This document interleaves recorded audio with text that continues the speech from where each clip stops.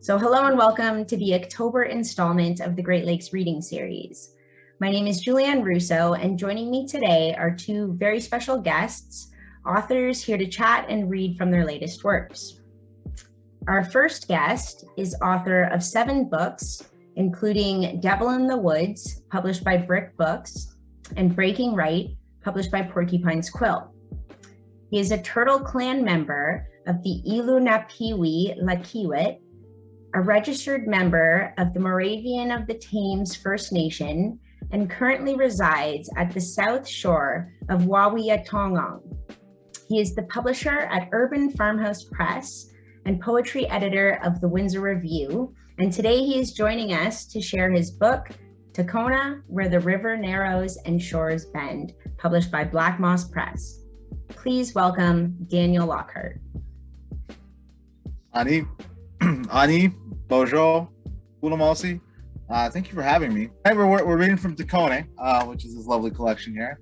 Let me just start. I'll start with a series of haikus. Really, the book is a combination of the more seasonal construction of haiku that's traditional in Japan, and it ends in some haibun that really explore this area, Wawiyangatanong, or Windsor, Detroit. So I'll read the first series of haiku, which is going to honor this month, this moon, this period that we're in right now. So let's just start there, and then we'll do all the Sounds good. Okay. So the first section is called Elehena Kishiks, which, when translated from Unami dialect of Lenape, is the hunting moon. Sky-bathed papaya lingers above Michigan Ave. Coney Island sign comes open. Crosses street in rain, we meet in bus shelter. Talk of hunting moons. Barred windows, woman waits. Neon light mirage amidst empty street. Midday, Shokane horizon bubbles, rolls, stormfront approaching. Goldfinch rest atop drooping sunflower, song before leaving. Houses, cattails appear in distant wing flaps. Thunder beams draw near eerie. Garden bed soil, still damp from watering, overturned, empty. Morning sun reveals stars, sparkles, snail trails, sidewalk galaxies. Via train cannonades over cattail waves. Martin hunts upon a prairie sea. There's our first series. So. Very nice. Very nice. And why don't I go ahead and introduce our next guest. Our next guest's poetry has been published widely across Canada and parts of the US. She does poetry readings and spoken word performances all over British Columbia, where she lives, and often returns to Montreal, Quebec, where she was born, to read and perform. She's the author of 6 books of poetry, 5 of which are published with Black Moss Press, including the book she will be sharing with us today, called 1,000 Ways to Kiss the Earth. Please welcome Lisa Shatzky. Hi, nice to see you all. Welcome, and would you like to start with reading one of the poems out of your book? Yeah, I will start with a poem, actually, that's the first poem in the book, that kind of sets the tone of the collection. So it's called Beyond Words, and here goes.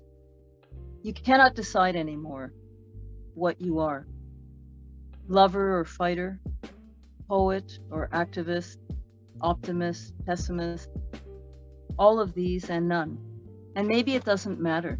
Maybe most things exist outside of words. Maybe it's okay. Maybe it's okay to simply know how something feels in the mouth and in the hand and in the heart.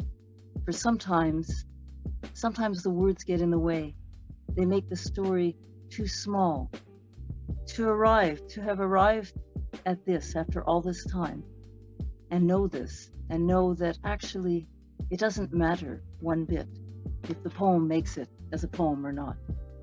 The only thing that matters really is what happens next. What happens when the eyes look up from the words and the heart is revived and reminded it's a heart, and the pulse quickens and a sense of wonder returns to the scene, and maybe mystery too, and one small thing changes, however small.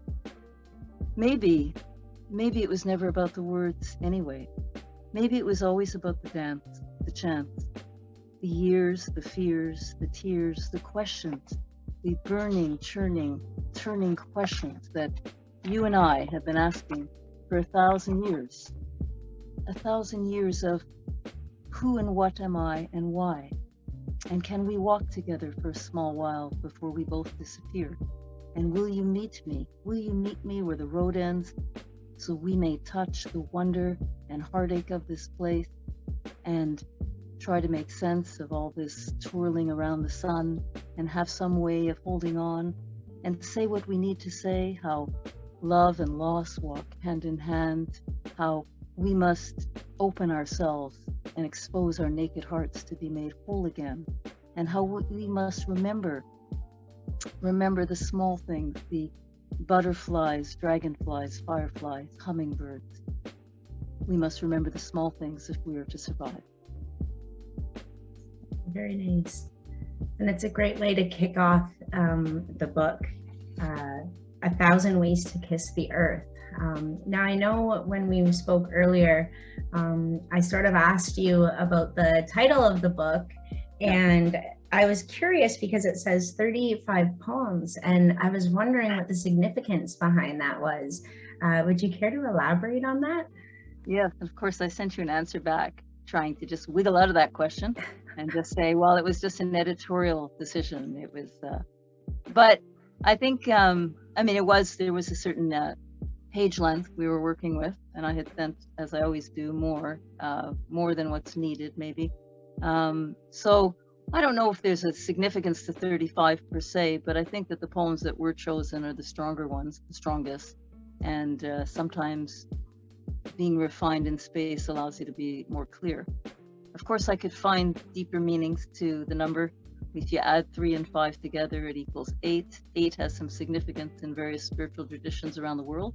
For instance, in Judaism, 8 in Hebrew would be called Chai, and Chai represents life.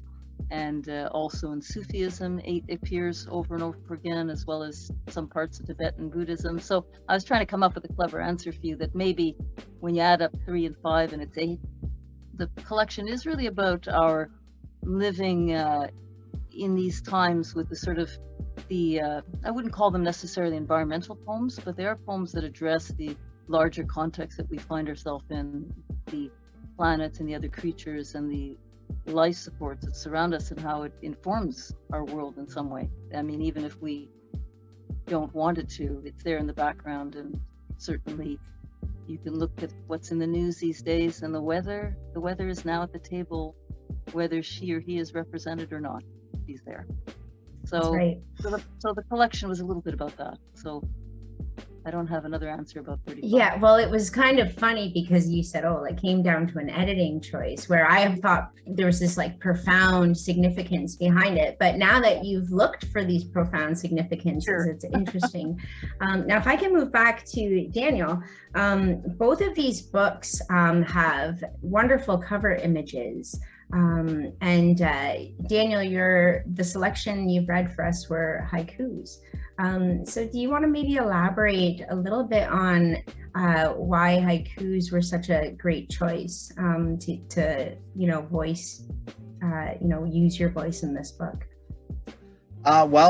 For myself, a lot of my poetry did start with haiku. And I mean, everyone says that, right? But to a certain extent, my early endeavors into poetry focused a lot on the beats. So I went a lot to Philip Wallen and with Gary Snyder. And those were sort of lingering in the back of my head. I went to grad school in Indiana, and I was very fortunate to make good friends with a haikuist and a real Zen master in Michael Darrow, who's the one who really sort of showed me the way when it came to writing haiku.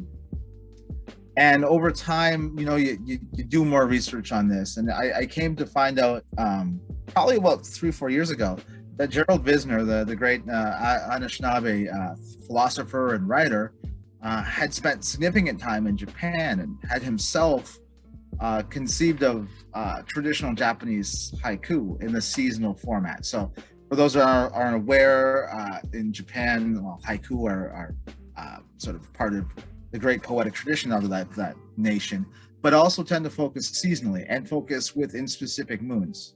So Japanese culture does follow a traditional Japanese, like Shinto, follows the full moon cycle, which is what us Lenape follow, and what most of the First Nations do. So our year is aligned by moons, and the moons have names that remind us of certain aspects of creation. They connect us back to it.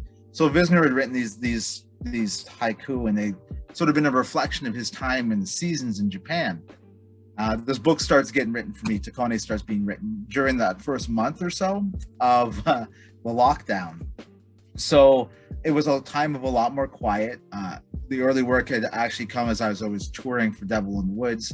A lot of more quiet time when you're stuck on airplanes with white noise or ferries back and forth through the islands out west. And it led to a lot of space for meditation and thinking. So this sort of develops as a sort of multifaceted approach to reclaiming and decolonizing our area, not just name-wise. So when I say Takone, that would be the Lenape Unami version of this area, but to start looking at it time-wise as a decolonization. So it's not really, for my people, the month of October, it's the hunting moon. Although I think we're getting close to the falling leaf moon, but it tells us what goes on here, and it connects us to those life cycles. And to actually have them written down, because this isn't a text that's overly available. We don't have our months written down in books.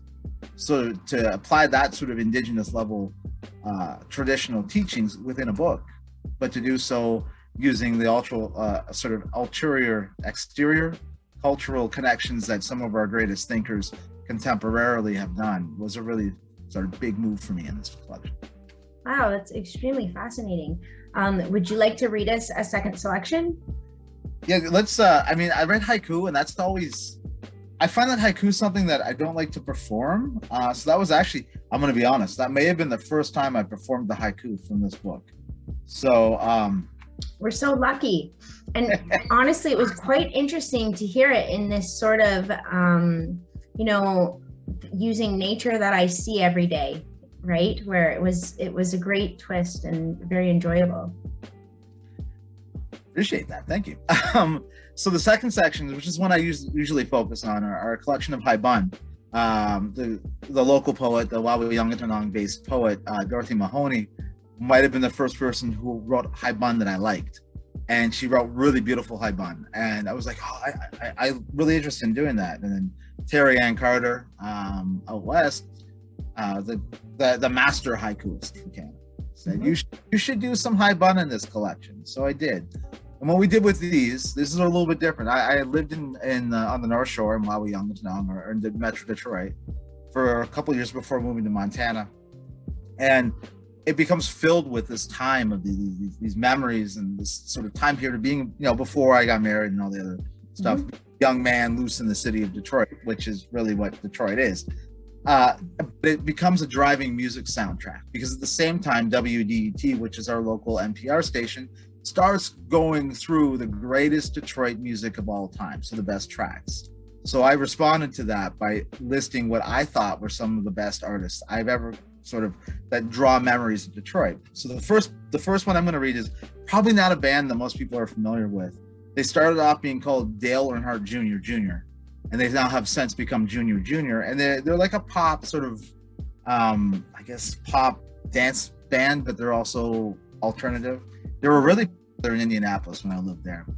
But there's this, let's read the poem. It's in a reference to a hockey arena that is no longer here anymore, or in Detroit anymore. So, and if you need to, you should check out the full album. It's a beautiful album, but don't worry about that. So, they shall know us by our motion. After juniors, if you didn't see me, then you weren't on the dance floor. When the ancestors fled Lenape-Hoken, they hauled our relations' bones across the mountains and brought them to dance before the big house on the new territories. Taken out at least once per year, they would return and share dance from the Great White Way. You are supposed to surrender to the base. You are supposed to blend in to this place. Think of those moves as she strikes, then forms new eddies and currents atop the Coble Hall roof garage. This, her homeland, this, the air, winter earth, she and her ancestors pull from their movements. With eyes on me, she says, you aren't there for the noise. In these moves and the welcome they deliver, I understand that I am supposed to pull her like the sun pulls the earth. I shall dance with her between those faded yellow lines of this rooftop parking lot. The river flows on and traffic moves clear and lonely down Atwater past the shell of an old hockey arena. And up here, it's all views and the white hush of the persistent wind and her dancing into the rush and noise of it all. You should know by now that we are all just going to keep on moving on. Orange monorail car floats past Joe Louis's skeleton. Iron spine frames passage. Beautiful, lovely, very nice. And you really get that essence of that like hockey town past, you know, where these skeletons of arenas and, you know, time gone by. That was excellent. Lisa, should we move on to you? Would you like to read your next selection? This is called Freedom. Not all who are liberated are really free, nor all wander who really lost. For freedom is of inner travel, and wandering is the chance to walk along its edges in footsteps of the prophet. Freedom, real freedom, begs for inner travel through vast deserts in the longing of soul, through the wind-kept secrets of burning silence, and through the song that wishes to be sung and heard in the fibers of creation. Freedom challenges the traveler to confront that which oppresses from the inside, that which shackles the human heart, making it impermeable and thus enslaved to paths not chosen, only endured. Wandering is a dance in the infinite rhythms of being. It's a weaving of human and divine will in pathways to the heart. Perhaps it's life's invitation to move beyond the confines of paved roads and closed doors, and into the more forgotten trails of existence, where the human spirit can still be felt. Freedom desperately needs wanderers. It's beautiful. So the poem started, of course, with I used to call the poem, I originally finally named it Freedom, but originally it was called my response to J.R.R. Tolkien, who had the quote, not all who wander are lost, not all that is gold glitters, you know, that quote. And I thought, indeed, not all who wander are lost, and not all who are liberated are really free, and that real freedom is an inside job, and it comes up again and again as a theme in the poems, particularly in this collection, around what we define as our choices, or are we lulled to sleep in some way by some of the sort of context that we find ourselves in. So the poems attempt to explore that through different vignettes and different ways of looking at our relationships with each other, and also our relationships to the world that we find ourselves in, particularly the natural world that definitely is in danger these days. That's right. When it's interesting how COVID-19 has really changed even our perception of freedom as well, Right. where isolation, these sorts of things really force you to reconsider things. And it was really fascinating, I think, how nature seemed to reclaim something when we were all on lockdown.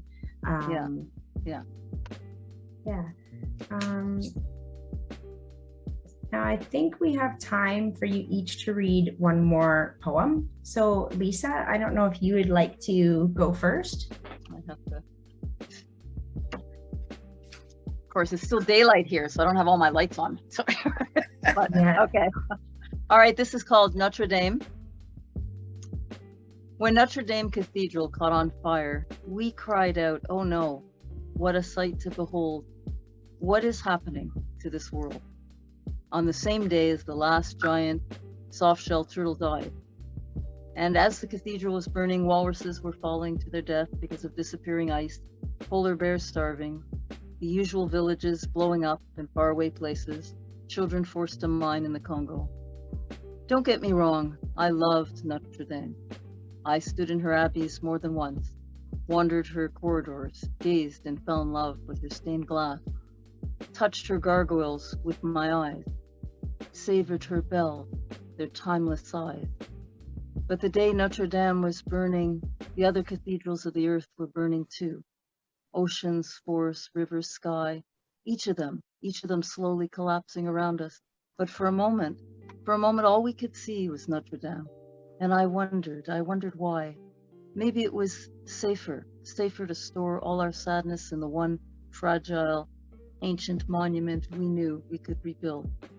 Maybe Notre Dame became our safe haven, our way of forgetting, our reprieve from mourning all the losses we could not talk about, all the stones in our throat.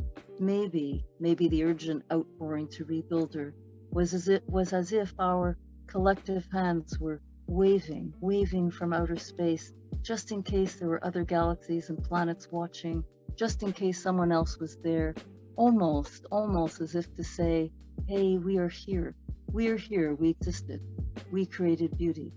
Remember us for this. That's so beautiful. Such powerful images in that one. It's one of my favorites from the collection. Lovely. Yeah. Yes, and Danielle, if you had any comments about that, and you could go ahead and share them. And also, if you wanted to get ready to read your final poem, that would be great. Lovely. I mean, it's obviously, I think when we consider what is religious and what's a cathedral nowadays, it's become even more complicated. Yeah. Because of the revelations of the Catholic Church here in Canada, and to know what's on fire and how that we're deflecting that sort of from what's really going on. And I think that's obviously, I think when it's an absolutely fascinating poem and a really great take on it, Lisa. I knew shit for that. Beautiful. Lovely. Thank you.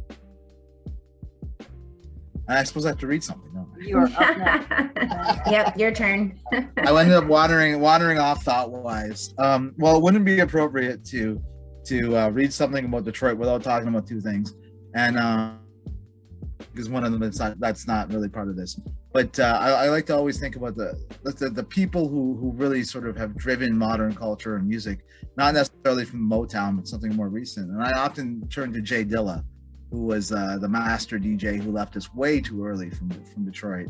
Actually, over my shoulder, there's a copy of Jay Dilla's Donuts still on the vinyl from this afternoon. So I'm gonna throw down some Jay Dilla, but let me frame this one a little bit better. I was really excited when Detroit got a streetcar. I mean, we don't have those kind of fancy technology. We have a monorail, that doesn't count, that's in Detroit. So this idea that these sort of fancy mass transit things can save a city or to save a planet on fire becomes interesting and probably more complicated if you look at it from sort of the viewpoint of Detroiters, of everyday people who didn't come to Detroit as it started to gentrify, but who have been there since the rebellion and before. So let's go with Let Us Arrive upon a smooth electric streetcar after Jay Dilla's So Far to Go. To be sure, I want to come in smooth, coasting down Woodward, riding the M1 on the best ship Q line, Carmen Harlem cooing me through each stop as if the WDIB were a fashion show for classy ladies in fine hats and those that love them.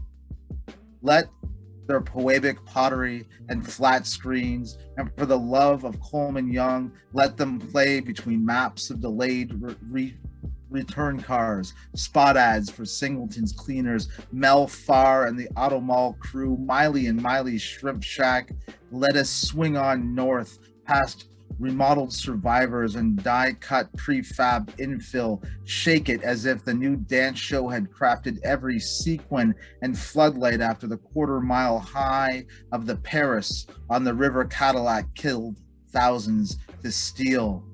To be sure, the way we now slide towards the center of that, which every one of us cranes our necks and our eyes to see, even a country or national line that separates us from. Edison bulbs sway alongside streetcar. Woman in a garbage bag pulls art. Lovely. Mm-hmm. Yeah. Yes, you've really captured that downtown Detroit essence, I think, with that one. Yeah.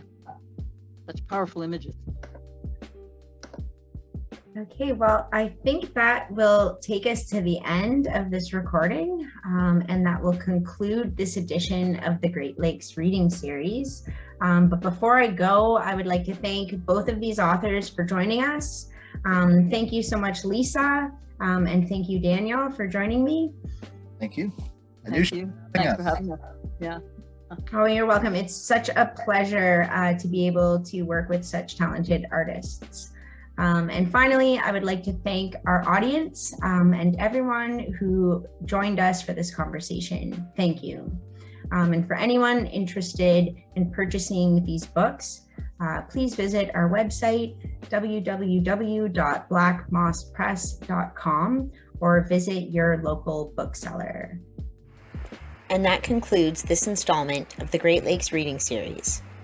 Thanks to the Canadian Council of the Arts and the League of Canadian Poets for their continued support.